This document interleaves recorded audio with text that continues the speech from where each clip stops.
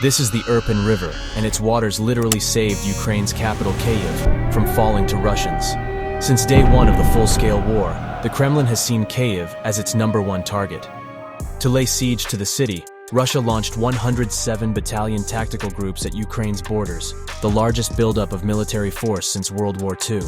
Thousands of armored vehicles and over 30,000 Russian troops invaded from Belarus and headed through Chernobyl to conquer Kyiv. This 162 kilometers long water artery blurred Russian 3 days blitzkrieg plan. To keep the Russian troops from advancing, Ukrainian defenders made a tough decision to blow up the Irpin Dam. I came up with an idea to blow the floodgate, and the commander said, "Fire." Breaching of the dam on the second day of the offensives flooded 13,000 hectares of wetlands. The water from Irpin turned into a weapon. The water from the Irpin River surged into the countryside, including Demidov, a village approximately 35 kilometers north of Kyiv.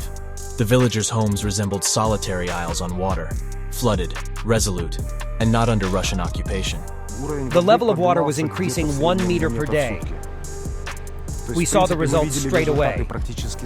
Russian troops that approached here with their heavy armored units suddenly got stuck in a swamp and rushed along the riverbanks looking for a loophole to somehow cross it. Such a halt turned out to be vital for the Ukrainian forces, giving them an upper hand to deploy the artillery, regroup, and create 2 defense lines around Kyiv. The enemy headed to Hostomel, Bucha, and the town of Irpin, but could not get onto the other bank of this unique natural obstacle. All the bridges had been destroyed by then. Still, the Russians didn't give up building pontoons across the river on their way to Ukraine's capital, meanwhile becoming easy prey for the armed forces of Ukraine. The battle for Kyiv wasn't the only time the Irpin River has saved the city. The outer defense line around the city, fortified in early days of the full-scale war against Russians, coincided with the one created against invading Nazi troops back in 1941. It had been made of minefields set up along the Irpin River and helped Kyiv stand up to the Nazis for 2 months. For centuries, the Irpin River has been the first frontier of Kyiv together with Ukraine's defenders. Back in the 10th century, Kyivan Rus's Lord Vladimir the Great built the so-called Serpent's Walls, a fortification system. They stretched primarily across the Kyiv region and protected the city in the south and southwest. The Irpin River itself shielded Kyiv from the attacks of nomads coming from the northwest. The floodplains were so wide and swampy that the enemy cavalry simply couldn't pass. It is believed that the founders of the city chose this very location not only because of Ukraine's largest and longest river, the Dnipro, running through the city, but also due to nearly 70 other streams and smaller rivers that flow in the surrounding lands.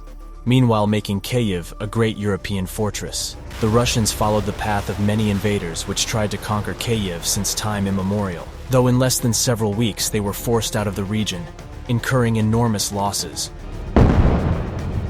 Within those early battles, Ukrainian forces destroyed 1/3 of Russia's total military hardware prepared for the invasion, and eliminated more Russian personnel that it had lost in 10 years of the war in Afghanistan.